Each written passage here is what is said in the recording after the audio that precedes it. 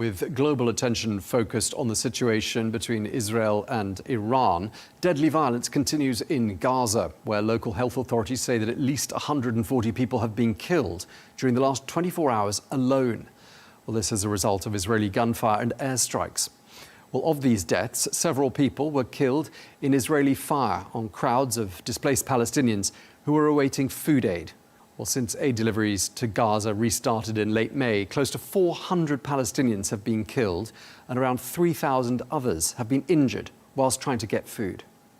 Well, let's get more. We can speak now to James Elder, who is a UNICEF spokesperson who joins us from Amman in Jordan, having just returned from Gaza. James, thank you very much for speaking to us. Last time we spoke, you were actually in Gaza.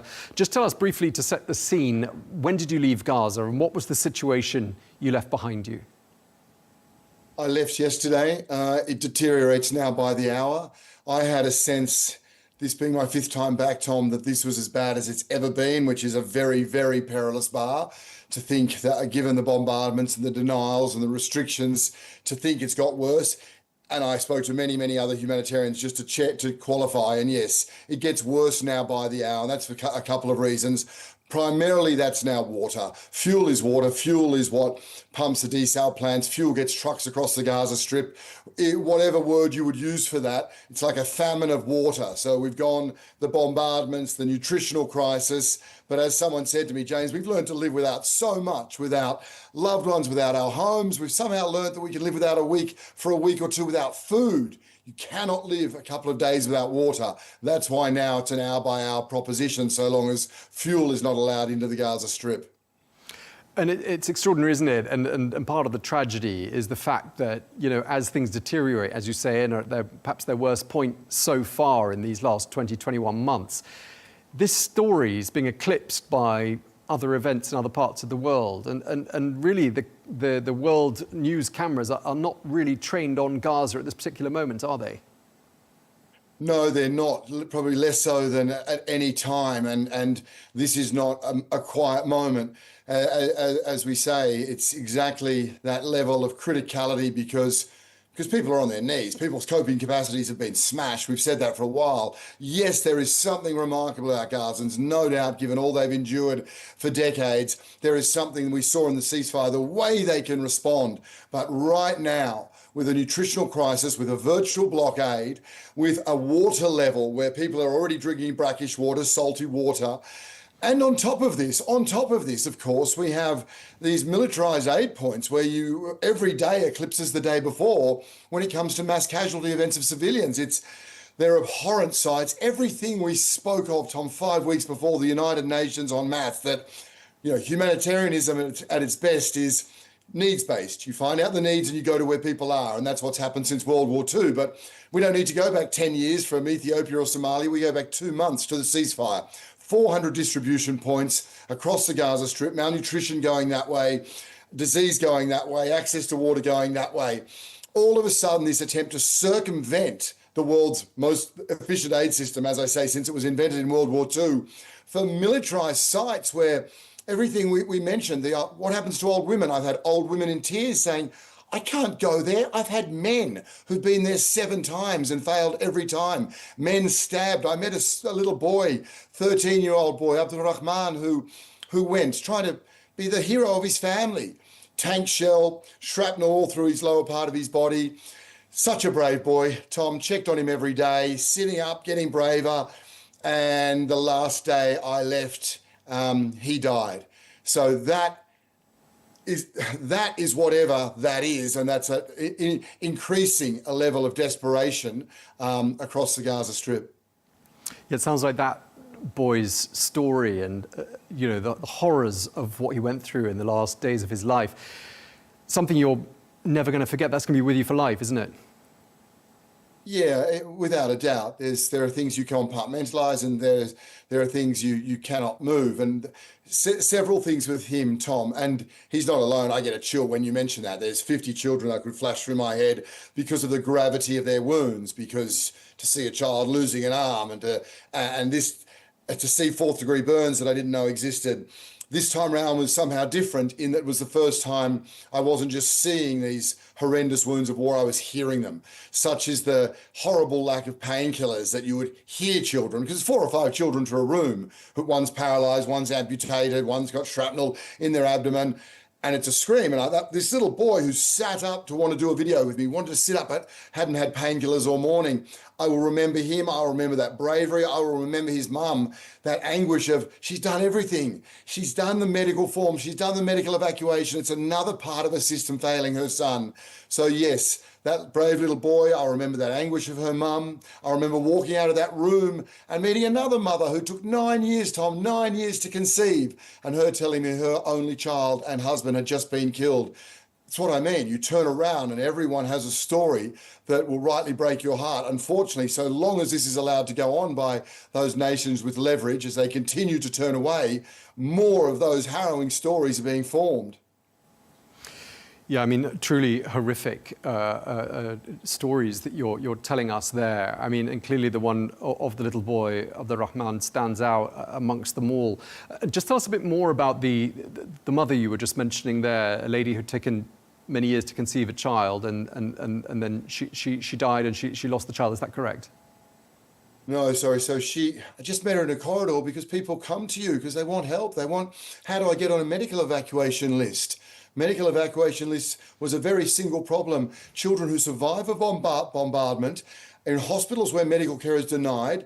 Previously, it was always they denied exit. Now, increasingly, they're allowed to leave, and countries around the world have closed their doors and therefore, in my books, closed their hearts. So that's one very clear call to all those people. I know there are tens of millions around the world who are outraged by what's happening. A very clear call to their governments to open their doors to allow these children who survive these injuries. So you've always got mothers and parents coming up saying, I'm on this list, but nothing is happening as my child, gets closer to death. And this was just a woman who came to say that her little son and husband had just been killed and she had taken 9 years to conceive. And that's a look I'll never forget. Her look, this proud woman, just of utter despair. I mean, it's a horrific situation. What's your message to world leaders, and who would you like to see doing what? I think it's now 2 parts. Okay, we call for a ceasefire forever. Let's focus in on water. Fuel, which again is the water trucks that go around, the desalination plants, has not been allowed into the Gaza Strip for more than 100 days. I mean, so the world somehow got used to starving a population, and now they're going to see if they can get used to having a population die of thirst. Children will die if this continues. Children will start to die of thirst. Malnutrition and a lack of water are horrible partners. So one is put pressure on Israel to abide by international law and allow fuel in so people have water.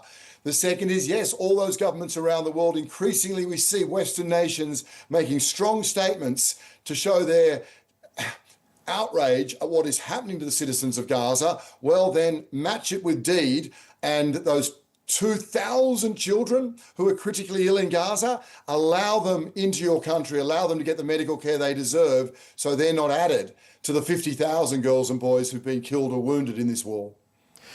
I mean, James, you sound like you're really traumatized by what you've seen and heard and the things people have said to you. I mean, there's clearly nothing in your professional career that you can compare the situation in Gaza to. Is that correct?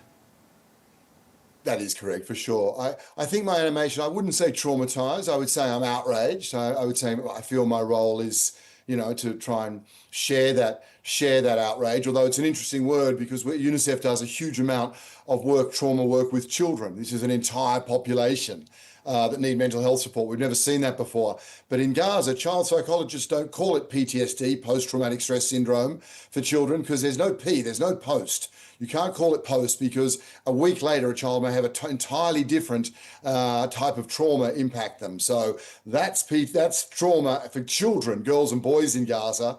But no, I'm always loath to compare crises because in my heart, a child is a child, and there's 5 million girls and boys displaced in Sudan right now. There are children in the DRC and Haiti, horrendous scenarios.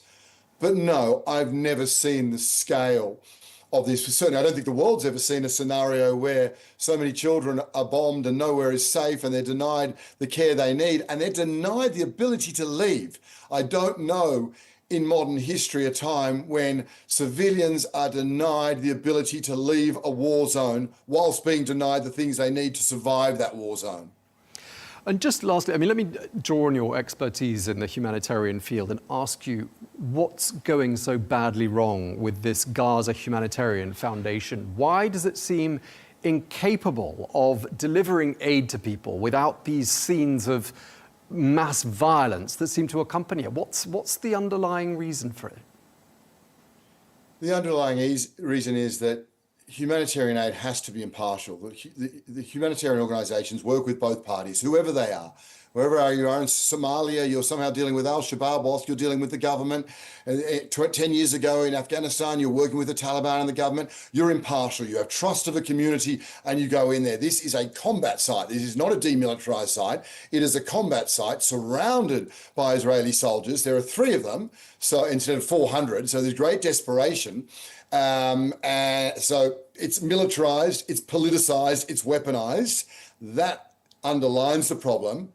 Nonetheless, still, how do you then, because I've spoken to many people who go, who ask me, Palestinians, I go there at 8 o'clock at night and we lie and we sit like we're in a cage, and then suddenly a quadcopter will come over and shoot some people. Why do they do that, James? Now, that is a question. So why these things keep happening is because it was a system that was always has nothing to do with humanitarian aid. It's weaponized, it's politicized, it's a combat site. There is so much disinformation and misinformation. People don't understand where they're meant to go. And apparently if they walk a metre off track, then they meet a fatal end. So there's many elements to it, Tom, but I think the most clearly is that you only have to go back 2 months to see what happens in a ceasefire. 400 distribution points, not a single person injured. Remembering, whilst that GHF is happening, and nearby there you're having these massacres, UNICEF is doing a nutrition distribution somewhere. We're getting water. Another organisation is getting food out. There are no casualties at these events because they're not militarised and because you have the full trust of a community and you don't have soldiers nearby.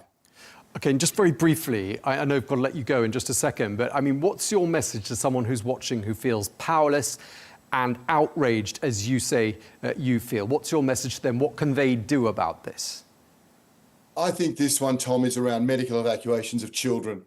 Now that it's become clear to us that increasingly the problem of getting a child with horrendous wounds of war to safety is about the country receiving them. European countries, Asian countries, wherever they are, countries in the Middle East. There is a great lack of countries willing to take these children in. So wherever you are, your member of parliament, whoever has a voice, whoever has leverage, those children who somehow survived an airstrike lay in a hospital with an arm amputated, potentially going to lose another arm in 3 weeks. That's what happens if they don't get medical evacuation. And they are sitting there slowly dying or being pulled apart because governments around the world are not opening their doors and facilitating that. That is a game changer to, as I say, thousands of critically injured children. And that's something tangible right now beyond the political nature of a ceasefire. Okay, well, thank you very much indeed. Really appreciate you talking to us. James Elder, thank you for your time. Thanks.